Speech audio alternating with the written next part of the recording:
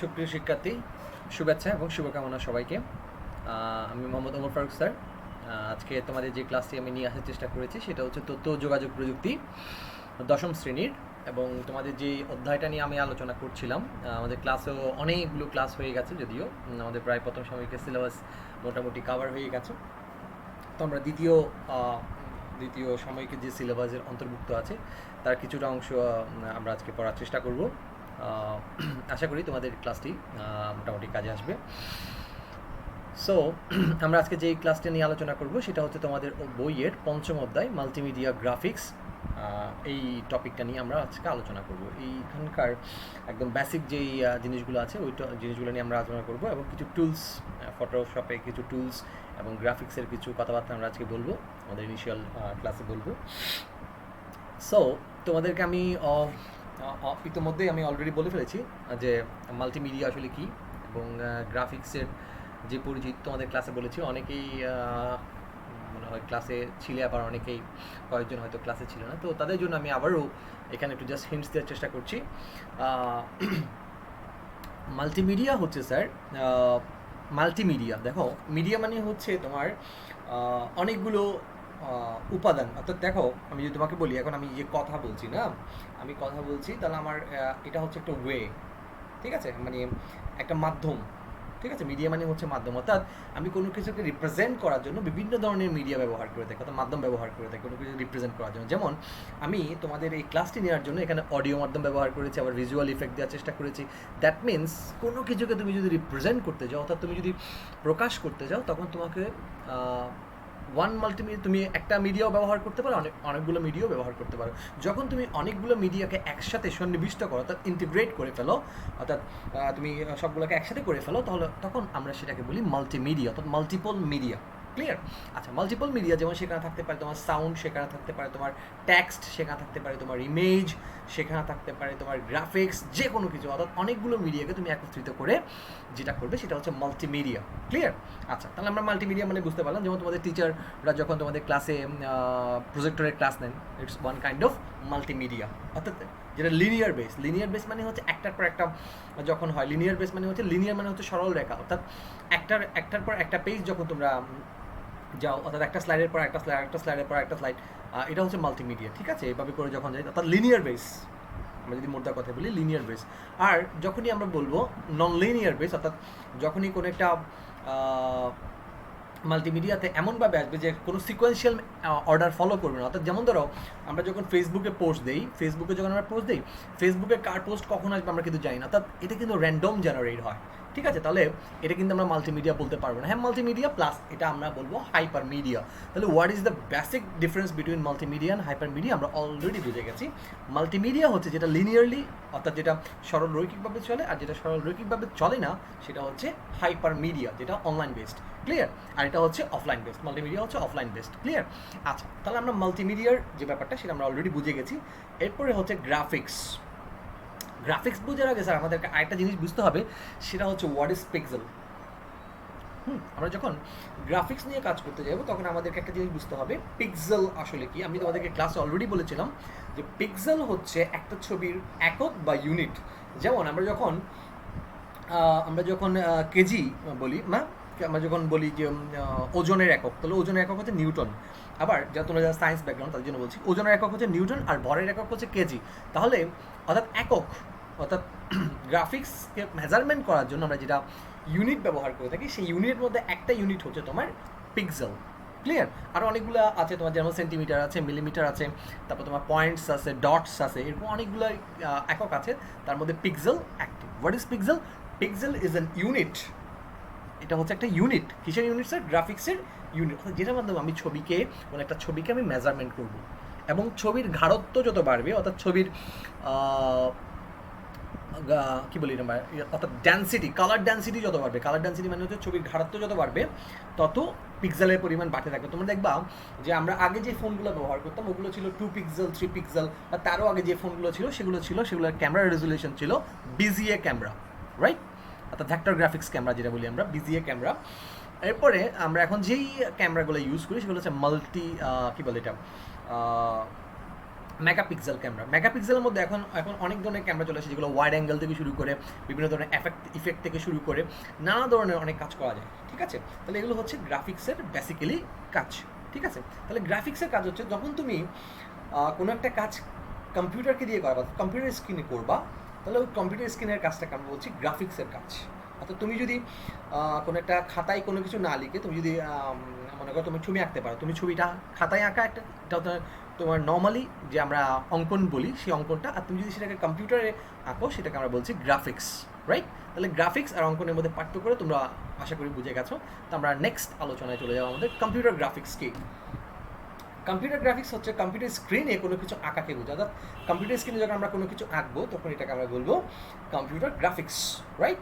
এটাই হচ্ছে কম্পিউটার গ্রাফিক্সের আবিধানিক অর্থ, ঠিক আছে। এখানে আবার দুই ধরনের গ্রাফিক্স আছে, একটা হচ্ছে অ্যানালগ ইনফরমেশন আর একটা হচ্ছে ডিজিটাল ইনফরমেশন। অ্যানালগ ইনফরমেশন আমি একটু আগেই বলেছিলাম, আপনি যদি কোনো ব্যাপারে কোনো কিছু আঁকেন বা কোনো মানুষের ছবি বা ঘরের ছবি বা যে কোনো কিছু হাতির ছবি যে কোনো কিছু তুমি যখন হাতে আঁকবে তখন আমরা এটাকে বলবো অ্যানালগ ইনফরমেশন। আমরা কিন্তু যখন ছবি আঁকি তখন আমরা ওই ছবিটা দেখে কিন্তু একটা জিনিস কল্পনা করতে পারি। যেমন ধরো আমি মনে করো আমি ওয়ালের মধ্যে একটা হাতির ছবি আঁকলাম, তাহলে যে কেউ আসলে মানে আসা মাত্র রুমে ঢুকা মাত্রই বুঝতে পারবে যেখানে একটা হাতির ছবি আঁকা হয়েছে। দ্যাট মিনস সে বুঝতে পারবে যে হাতির 4টা পা আছে, একটা সুর আছে, 2টা দাঁত, বড় বড় দাঁত, মানে দাঁত থাকে, তারপর 4টা পা থাকে, একটা লেজ থাকে, বড় 2টা কান থাকে। আমরা একটা ছবি থেকে আমরা ইনফরমেশন গ্যাদার করতে পারছি, আর যে ইনফরমেশনটা আমরা গ্যাদার করতে পারছি সেটা অবশ্যই অ্যানালগ। কেন অ্যানালগ স্যার? কারণ এটা আমি কম্পিউটারে করিনি, রাইট। আচ্ছা, যদি এই ছবিটা আমি কম্পিউটারে আঁকি তখন এই ছবিটাকে আমরা বলবো ডিজিটাল ইনফরমেশন অর্থাৎ ডিজিটাল গ্রাফিক্স, যেটাকে আমরা বলছি কম্পিউটার গ্রাফিক্স, রাইট। আর একই ছবি যদি আপনি কম্পিউটার স্ক্রিনে নিয়ে আসেন তখনই সেটা হয়ে যাবে ডিজিটাল ইনফরমেশন বা গ্রাফিক্স, রাইট। তাহলে এটা আমরা বুঝলাম যে অ্যানালগ ইনফরমেশন এবং ডিজিটাল ইনফরমেশনের মধ্যে পার্থক্যটা। যেহেতু কম্পিউটার একটা ডিজিটাল ডিভাইস, তাই কম্পিউটারে তুমি যাই ইনফরমেশন শেয়ার করবা অবশ্যই সেটা ডিজিটাল ইনফরমেশন বলেই গণ্য হবে, রাইট। আচ্ছা, এরপরে আমরা যেটা করবো সেটা হচ্ছে ইমেজ নিয়ে আমরা যেহেতু বলছি, তো ইমেজ নিয়ে বলার সময় আমাকে একটা কথা চলে আসে। ইমেজ কী স্যার? ইমেজ হচ্ছে অসংখ্য পিক্সেলের সমষ্টি, ঠিক আছে। অসংখ্য পিক্সেল যখন দেখবা তুমি তোমরা যখন নেটের স্পিড যখন তোমাদের অনেক কম থাকে তখন তোমরা দেখবা কোনো একটা ছবি যখন তোমরা ডাউনলোড করতে যাবা তখন ছবিটা কিন্তু ব্লার বা ঝাপসা অবস্থায় থাকে, মানে আনক্লিয়ার অবস্থা থাকে। আস্তে আস্তে আস্তে যখন নেটের স্পিড বাড়তে থাকে, নেটের মানে তোমাদের অনলাইনের নেটের যে স্পিড, ব্যান্ডউইথ স্পিড যখন এটা বাড়তে থাকে তখন এই ছবিটা স্পষ্ট হয়, এবং ছবিটা স্পষ্ট হতে হতে একসময় তার সম্পূর্ণ পিক্সেলটা ফেরত পায়, ঠিক আছে। তাহলে এই ধরনের কাজকে আমরা বলছি, এই ধরনের আমরা বলছি মানে ফেরত পায়। তাহলে কি বললাম স্যার? তাহলে কম্পিউটার গ্রাফিক্স আমরা এটা নিয়ে বুঝলাম যে ছবি ফেরত পাই, ঠিক আছে। আচ্ছা, এরপরে যেটা হচ্ছে সেটা হচ্ছে আমরা দেখব যে দ্বিমাত্রিক ছবি এবং ত্রিমাত্রিক ছবির মধ্যে পার্থক্য, অর্থাৎ 2D ইমেজ এবং 3D ইমেজের মধ্যে পার্থক্যটা আসলে কোথায় বেসিক্যালি, ঠিক আছে। এই পার্থক্যটা আমরা একটু দেখার চেষ্টা করব। আচ্ছা, ইমেজ কি বলি আগে? ইমেজ হচ্ছে অসংখ্য পিক্সেলের সমষ্টি, অর্থাৎ যখন কোনো একটা ছবিতে তোমরা দেখবা এই যে আমি যখন এই ছবিটা দেখছি, এই ছবিটা কিন্তু অসংখ্য ঘর আছে এখানে, হ্যাঁ, অসংখ্য এরকম ডট ডট ডট এভাবে করে ঘর আছে না। এই ডটগুলো বোঝা যাচ্ছে কারণ এটা একটা 2D ইমেজ, অর্থাৎ এটার মাত্রা আছে দুটো, সেজন্য এটাকে আমরা বলছি 2D ইমেজ, ঠিক আছে। আচ্ছা, 2D মানে হচ্ছে 2 ডাইমেনশন, ওকে। 2 ডাইমেনশন এখানে হচ্ছে দৈর্ঘ্য এবং প্রস্থ, দুটো জিনিস আছে এখানে, সেজন্য এই ছবিটা হচ্ছে আমার 2D ইমেজ। আর 3D ইমেজ যখন হবে সেটা হচ্ছে আমাদের দৈর্ঘ্য, প্রস্থ এবং বেধ বা উচ্চতা। যেমন তোমরা এই ছবিটার চেয়েও এই ছবিটা অনেক বেশি লাইভলি, অনেক বেশি জীবন্ত মনে হচ্ছে। কেন? কারণ এখানে দৈর্ঘ্য প্রস্থ ছাড়াও আরও একটা জিনিস আছে, যেমন তুমি এখানে যদি দেখো এখানে যে অ্যাঙ্গেলগুলো আছে এখানে কিন্তু স্পষ্টই বোঝা যাচ্ছে, এখানে কিন্তু সেই অ্যাঙ্গেলগুলো স্পষ্ট না, জাস্ট বিকজ অফ এখানের যে আমরা ত্রিমাত্রিক স্থানীয় কাঠামোর কথা যদি বলি তাহলে এখানের অ্যাঙ্গেলগুলো স্পষ্টভাবেই আছে, কিন্তু এখানে অথচ একই ছবির এখানে অ্যাঙ্গেলগুলো ক্লিয়ার না, কিন্তু এখানে অ্যাঙ্গেলগুলো ক্লিয়ার এবং স্পষ্টই বোঝা যাচ্ছে সে কীভাবে যাচ্ছে, এবং তার মুখের অবয়ব থেকে শুরু করে তার হাতের যেই ব্যাপারটা, তার পায়ের যে ব্যাপারটা একদম ক্লিয়ারলি একজন ভিউয়ার্স দেখেই বুঝতে পারবে যে এটা একটা স্মুথ ছবি আর এটা একটা আনস্মুথ ছবি। তাহলে আনস্মুথ ছবিগুলো হচ্ছে 2D, অর্থাৎ এখানে দুইটা মাত্রা আছে, একটা হচ্ছে দৈর্ঘ্য, একটা হচ্ছে দৈর্ঘ্য এবং প্রস্থ। আর এখানে যেটা আছে সেটা হচ্ছে দৈর্ঘ্য, প্রস্থ এবং উচ্চতা, ঠিক আছে। অর্থাৎ এখানে মাত্রা বেশি হওয়ার কারণে এখানে রেজলিউশনের পরিমাণও বেড়েছে এবং ছবির গাঢ়ত্ব বেড়েছে এবং ছবি থেকে আমরা ইনফরমেশন গ্যাদার করতে পারছি বেশি, রাইট। এখানে দেখো দুটি একই পুতুলের ছবি, কিন্তু এখানে দেখো আমি যদি এখানে দেখি এটা স্ট্যাটিক, আর এখানে একটু দেখো এখানে মনে হচ্ছে একটু ভাঁজ হয়ে উপর হয়ে এভাবে করে আসছে, ঠিক আছে, এখানে দেখো তোমার প্যাডটা ওইদিকে একটা ইনফরমেশন পাওয়া যাচ্ছে, অনেক স্মুথ একটা ছবি, কিন্তু এটা একটা আনস্মুথ ছবি, মনে হচ্ছে এটা এভাবে করে এঁকে দিয়েছে না, অর্থাৎ এটা এটা এটা এটা তুমি দেখো এখানে মনে হচ্ছে এটা একটা মাথা এভাবে করে আছে, এভাবে করে আছে, এরকম কান আছে এদিকে, ঠিক আছে, এখান থেকে আমি অনেক ইনফরমেশন গ্যাদার করতে পারছি। অর্থাৎ এটা হচ্ছে একটা 3D ইমেজ আর এটা হচ্ছে একটা 2D ইমেজ। অর্থাৎ তাহলে আমরা আরেকটা কথা জানলাম, ইমেজ কি? ইমেজ হচ্ছে অসংখ্য পিক্সেলের সমষ্টি, ঠিক আছে, আর পিক্সেল হচ্ছে ছবির একক বা ইউনিট, রাইট? তাহলে 3D এবং 2D এর মধ্যে পার্থক্যটা আমরা অলরেডি বুঝে গেছি। এরপর হচ্ছে গ্রাফিক্সের প্রকারভেদ। কম্পিউটার গ্রাফিক্স, সকল কম্পিউটার আর্টই হচ্ছে ডিজিটাল, তবে একটি কম্পিউটার স্ক্রিনে ডিজিটাল ইমেজ আঁকার দুটি পদ্ধতি রয়েছে, একটা হচ্ছে রাস্টার গ্রাফিক্স, একটা হচ্ছে ভেক্টর গ্রাফিক্স। একটা হচ্ছে রাস্টার গ্রাফিক্স আর একটা হচ্ছে ভেক্টর গ্রাফিক্স। আচ্ছা, ঠিক আছে, এগুলো নিয়ে তোমাদের বিশদ জানা দরকার নেই, কারণ তোমরা কম্পিউটার গ্রাফিক্স নিয়ে পিএইচডি করতে যাচ্ছ না, সেজন্য তোমাদের জাস্ট ইনফরমেশন যতটুকু দরকার অতটুকু আমি দেওয়ার চেষ্টা করছি, ঠিক আছে। এরপর সাধারণত কম্পিউটার গ্রাফিক্সের প্রোগ্রামগুলো যেমন মাইক্রোসফট পেইন্ট, তারপর ফটোশপ, পেইন্টশপ প্রো, তারপর আছে তোমার কোরেল ড্র, তারপর আছে অটোক্যাড এবং অ্যাডোবি ইলাস্ট্রেটর, এরকম অসংখ্য সফটওয়্যার আমরা ব্যবহার করে থাকি কম্পিউটার গ্রাফিক্সে কাজ করার জন্য, ঠিক আছে। এরপরে যে ব্যাপারটা চলে আসে সেটা হচ্ছে রেজুলেশন কি। রেজুলেশন কি স্যার? অর্থাৎ একটি ইমেজে একটা কম্পিউটার স্ক্রিনের পিক্সেলের সর্বোচ্চ পরিমাপকে আমরা বলছি রেজুলেশন, রাইট? এটা একটু মাথায় রাখবে। অর্থাৎ এই যে তোমার স্ক্রিন, তোমার এটা দৈর্ঘ্যে কতটুকু এবং প্রস্থে কতটুকু, ঠিক আছে, ঠিক আছে, এটা হচ্ছে তোমার দৈর্ঘ্যে কতটুকু আর এটা হচ্ছে তোমার প্রস্থ। আমার এটা যদি আয়তকার ক্ষেত্র হয় আমার কিন্তু এটা কিন্তু প্রস্থ আর এটা কিন্তু দৈর্ঘ্য, তাহলে আমার এখানে কিন্তু প্রস্থেরটা বেশি। হ্যাঁ, আমার যেহেতু কম্পিউটার স্ক্রিন, তাহলে আমার কম্পিউটারটা অবশ্যই লম্বাটে আয়তকারের মতো, তাহলে আয়তকার যেহেতু তাহলে আমার প্রস্থের পরিমাণটা বেশি, দৈর্ঘ্যের পরিমাণটা কম, কিন্তু ঠিক আছে, তাহলে উইথ এবং হাইট ক্লিয়ার। আচ্ছা, এরপর দেখো তাহলে আমরা কি বলছি, তাহলে যেমন অতীতের কমোডোরের পিটি, আমরা একটু পরে একটা ছবি দেখবো তাহলে বুঝতে পারবো। রেজুলেশন ছিল আলট্রা লো কোয়ালিটি, অর্থাৎ এগুলোর যেগুলো আগে ডিভাইসগুলো ছিল ওগুলো আলট্রা, এগুলো রেজুলেশনের মান অত ভালো ছিল না, যার কারণে এগুলোর কোয়ালিটি খুব লো কোয়ালিটি ছিল, এবং যে সেখানে কী করা হতো 25টি লাইনের মধ্যে 80টি ক্যারেক্টার করে প্রদর্শন করতে পারতো। অর্থাৎ 25টা লাইনে যদি 80টা ক্যারেক্টার রিড করতে পারে, মানে প্রদর্শন করতে পারে, তাহলে তার পরিমাণ হচ্ছে তোমার, যদি আমি 80 দিয়ে গুণ দেই তাহলে 25 × 80, দ্যাট মিনস 2000 লেটার। এখানে দেখো সর্বোচ্চ 2000টি লেটার তারা কী করতে পারতো, অথবা নাম্বার বা পাংচুয়েশন মার্ক তারা প্রদর্শন করতে পারতো, ঠিক আছে। কোথায়? কমোডোর পেট নামে যে ইয়েটা ছিল, মেশিনটা ছিল, সেই মেশিনের মধ্যে, ক্লিয়ার। আচ্ছা, তারপরে রেজুলেশনের পরিমাণ যখন আরও বাড়াতে থাকি আমরা, অর্থাৎ আর প্রতিটি ক্যারেক্টার প্রকাশ করার জন্য 8x8 স্কোয়ার পিক্সেলের উপর নির্মিত করা হতো, ঠিক আছে, 8x8 পিক্সেলের উপর। তখন এই পিটির স্ক্রিনের রেজুলেশন ছিল 640 × 200, অর্থাৎ 640 হচ্ছে তোমার উইথ অর্থাৎ প্রস্থ, আর 200 ছিল তোমার হাইট। আর এটাকে আমরা ক্যালকুলেট করলে অর্থাৎ গুণ করে দিলে আসে আমাদের এত পিক্সেলকে আমরা যদি মেগাপিক্সেলে নিয়ে যাই, কনভার্ট করি, তাহলে হয় 0.12, অর্থাৎ 1 মেগাপিক্সেলও না, ঠিক আছে, 1 মেগাপিক্সেলও হয় না। তার মানে বুঝতে পারছো কত লো কোয়ালিটির ছিল এই আগেকার সিস্টেমগুলো।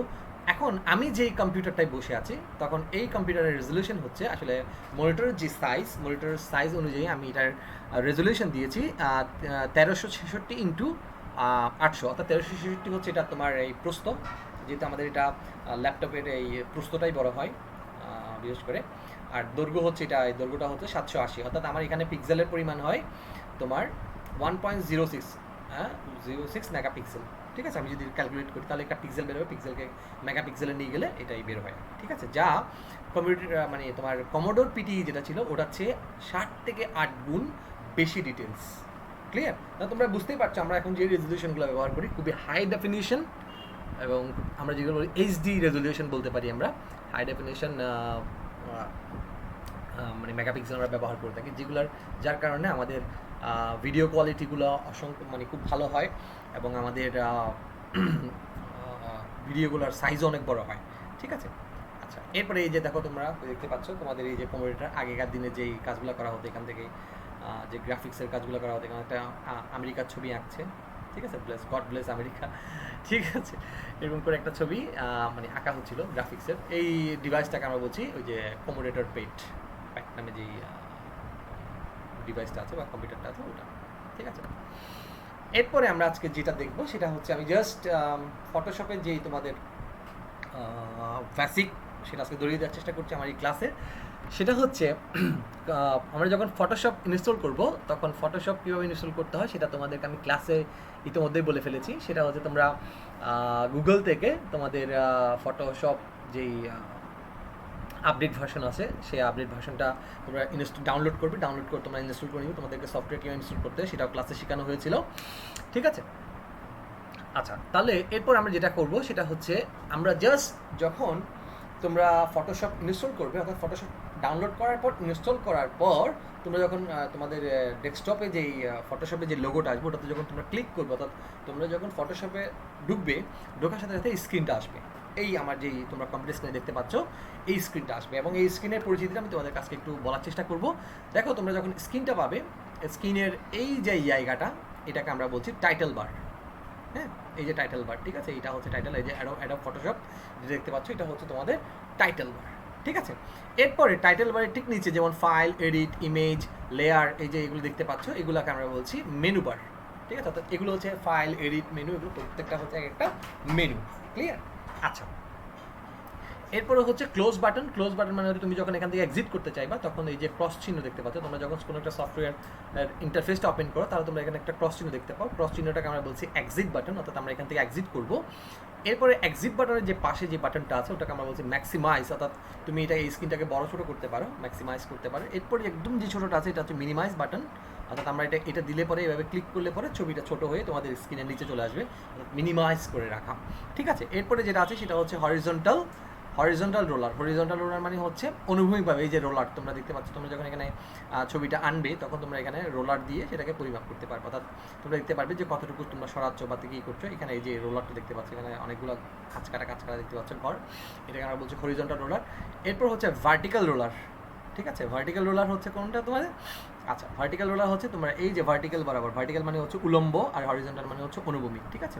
এই যে রোলারটা দেখতে পাচ্ছ এটাকে আমরা বলছি ভার্টিক্যাল রোলার, রাইট? আচ্ছা, এরপরে হচ্ছে প্যালেট। প্যালেট হচ্ছে কি স্যার? প্যালেট হচ্ছে এই যে তুমি কাজগুলো করা যায়, যেমন ন্যাভিগেশন প্যালেট, কালার প্যালেট, তারপর এইগুলো হচ্ছে আমাদের এক একটা প্যালেট, ঠিক আছে? এগুলো হচ্ছে আমরা যখন কাজ করার জন্য এক একটা প্যালেট আমরা ব্যবহার করে থাকি। যখন তোমার কালার চুজের ব্যাপার আসে তখন তো আমরা কালার প্যালেটের কাজ করে থাকি। তারপর হচ্ছে লেয়ার প্যালেট, ঠিক আছে? আমরা লেয়ারের কাজ করার জন্য এখানে লেয়ার প্যালেট আছে, তুমি লেয়ারগুলোকে লক করে রাখতে পারো, আনলক করতে পারো, এরকম অসংখ্য আছে। তারপর আছে হরিজন্টাল স্ক্রল বার। স্ক্রল মানে হচ্ছে এই যে আমরা এদিকে চাইলে স্ক্রিনটাকে এদিকে নিতে পারি, আবার এদিকেও নিতে পারি। এটা হচ্ছে হরিজন্টাল, যেহেতু আমাদের ভূমি বরাবর আছে।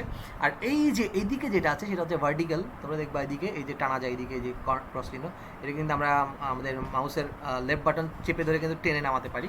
ব্যাস, তোমাদের যাদের মাউস আছে তারা মাউস দিয়ে নামাতে পারো, ঠিক আছে? মাউসকে স্ক্রল করলে কিন্তু এটা এইভাবে করে নেমে যাবে, ঠিক আছে? আচ্ছা, এটাকে আমরা বলছি ভার্টিক্যাল স্ক্রল বার। ক্লিয়ার? আচ্ছা, এরপর হচ্ছে টুলবক্স। টুলবক্স হচ্ছে এখানে যেই জিনিসগুলো আছে এগুলোকে আমরা বলছি টুলবক্স, ঠিক আছে? এরপর হচ্ছে তোমার ক্যারেক্টার প্যালেট। ক্যারেক্টার প্যালেট হচ্ছে তুমি টেক্সট ইউজ করবে না কি ইউজ করবে, এগুলো হচ্ছে ক্যারেক্টার প্যালেট। এরপর হচ্ছে অ্যাক্টিভ ডকুমেন্ট, ঠিক আছে? অ্যাক্টিভ ডকুমেন্ট হচ্ছে তোমার এই যে ডকুমেন্টটা যেখানে তুমি কাজটা করবে এটা হচ্ছে তোমার অ্যাক্টিভ ডকুমেন্ট। তারপর হচ্ছে ডকুমেন্ট ক্লোজ করা। ডকুমেন্ট ক্লোজ, তুমি যদি চাও একটা ডকুমেন্ট ক্লোজ করতে, এটা হচ্ছে তোমার ফটোশপ ক্লোজ করার জন্য। আর তুমি যদি চাও যে ডকুমেন্টটা ক্লোজ করে তুমি নতুন একটা ডকুমেন্ট ওপেন করবে তাহলে তুমি ডকুমেন্টটা এখান থেকে ক্লোজ করে দিতে পারবে। এই যে চিহ্নটা আছে এখান থেকে ক্লোজ করতে পারবে। এরপর হচ্ছে তুমি ডকুমেন্টকে মিনিমাইজ করতে পারো, এটা হচ্ছে ম্যাক্সিমাইজ করা, এটা হচ্ছে মিনিমাইজ করা, এটা হচ্ছে মিনিমাইজ করার জন্য, ঠিক আছে? এবার আমরা দেখতে পাচ্ছি ডকুমেন্ট ম্যাক্সিমাইজ, ডকুমেন্ট মিনিমাইজ। এরপর হচ্ছে অপশন টুলবার, তুমি চাইলে অপশন চুজ করতে পারো। এখানে যেমন দেখো আমরা যখন এখানে ক্লিক করবো, এখানে তো নাই, যেহেতু আমি ক্লিক করে ফেলেছি, যাই হোক এখানে দেখো তোমরা এখানে একটা বক্স আছে, এই যে বক্স চিহ্নগুলো বক্স, তোমরা যখন এইটা ওপেন করবে তখন তোমরা এই বক্সগুলোতে ক্লিক করলে দেখবা অনেকগুলো অপশন আছে এখানে। এই ধরনের বারকে আমরা বলবো অপশন চুজিং বার, ঠিক আছে? অর্থাৎ অপশন টুল বার। এরপর হচ্ছে স্ট্যাটাস বার। স্ট্যাটাস বার মানে হচ্ছে এই যে তোমার স্ট্যাটাস বার, তোমার কাজের কতটুকু কী হলো না হলো এগুলো হচ্ছে আমাদের স্ট্যাটাস বার। এরপর হচ্ছে জুম ইন্ডিকেটর। জুম ইন্ডিকেটর মানে তুমি এটা দিয়ে জুম করতে পারো, অর্থাৎ জুম ইন জুম আউট এগুলো করতে পারো, ঠিক আছে? আশা করি তোমরা এটার বেসিক যেই ব্যাপারগুলো আছে, অর্থাৎ ফটোশপের যেই বেসিক ইন্টারফেসটা আছে এই ইন্টারফেসের যে বেসিক টুলসগুলো আছে এগুলো আমরা মোটামুটি বুঝতে পেরেছি। যে এখানে কিন্তু আরও অসংখ্য টুলস আছে, এগুলো নিয়ে আমরা বিশদ এখানে আলোচনা করবো আরও। তো আমরা এখান থেকে অলরেডি কথাগুলো বলে ফেলেছি, তোমরা জাস্ট একটু মিলিয়ে নাও যে টাইটেল বার বলতে আমরা জানি যেখানে টাইটেল মানে হচ্ছে উপাধি, যেখানে প্যাকেজ প্রোগ্রাম বা এর উপাধি বা নামের মধ্যে যেটা দেওয়া থাকে সেটা আমরা টাইটেল থেকে আমরা বুঝতে পারছি যে আমরা এখানে আমাদের কাজ কী হবে সেটা টাইটেল আমরা নির্ধারণ করবো। এটা মেনু বার হচ্ছে মেনু মানে হচ্ছে তালিকা, যেখান থেকে আমরা ফাইল এডিট, আমরা হেল্প, আমরা একটু আগে বলে ফেলেছি কথাগুলো। এরপর হচ্ছে ক্লোজ বাটন, সেটা হচ্ছে বন্ধ করার জন্য, কথা সব বন্ধ করার জন্য জাস্ট একটু ভিউ দিয়ে যাচ্ছি। ম্যাক্সিমাইজ বাটন হচ্ছে, ম্যাক্সিমাইজ মানে হচ্ছে বড় করা, মানে ডান করা দিয়ে বড় করা, এরপর মিনিমাইজ হচ্ছে ছোটো করা, এগুলো আমরা জানি। এরপর রোলার মানে আমরা অলরেডি বলে ফেলেছি, একটা হচ্ছে ভার্টিক্যাল, একটা হচ্ছে হরিজন্টাল, দুটাই বলে ফেলেছি। এখানে দেখো তোমাদের কথাগুলো একটু আছে, জাস্ট মিলিয়ে নাও, জাস্ট ঠিক আছে, আমি কথাগুলো কিন্তু অলরেডি বলে ফেলেছি। এরপর প্যালেট হচ্ছে আমরা যখন পিকচার গ্রাফিক্স বা বিভিন্ন ধরনের কালার প্যালেট বা বিভিন্ন ধরনের কাজ করব তখন আমরা প্যালেটগুলো ব্যবহার করব। এরপর যে স্ক্রল বার মানে হচ্ছে তুমি উপরে নিতে পারো, তুমি যদি অনুভবিকভাবে স্ক্রল করতে পারো, আবার তুমি উলম্বভাবে স্ক্রল করতে পারো। তাহলে দুই ধরনের স্ক্রল বার আছে আমাদের, যেমন দুই ধরনের রোলার আছে সেরকম স্ক্রল বারও দুই ধরনের, তো আমরা এইভাবে কাজটা করতে পারি। এরপর টুল বক্স আমি অলরেডি বলে ফেলেছি, টুল বক্স বিভিন্ন ধরনের এডিটিং এবং উপস্থাপনা বা কালার ম্যানেজমেন্ট বা ড্রয়িং করার জন্য আমরা যেই বিভিন্ন ধরনের টুলস ব্যবহার করে থাকি, সেই টুলের যে প্যালেট সেগুলোকে আমরা বলছি টুল বক্স। তারপর আছে তোমার ক্যারেক্টার প্যালেট, এটাও এক ধরনের টুলস। তারপর আছে অ্যাক্টিভ ডকুমেন্ট, এগুলো আমরা বলে ফেলছি অলরেডি।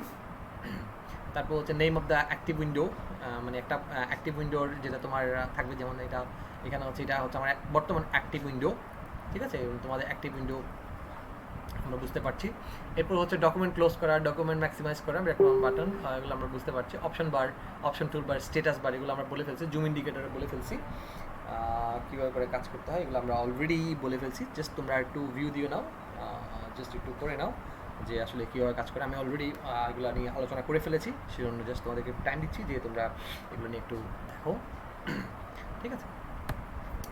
এরপরে যেটা আছে সেটা হচ্ছে আমরা এই যে আমরা একটু আগে বলেছিলাম যে আমরা এখানে আমাদের এই যে প্যালেটটা আছে, অর্থাৎ এই যে আমাদের টুলস বক্স আছে, এটা নিয়ে আমরা বিশদভাবে আলোচনা করব। সেই আলোচনাটা এখানে আমরা এখন করছি। এটাকে আমরা জুম করে একটু বড় করে এখানে দেখানোর চেষ্টা করেছি।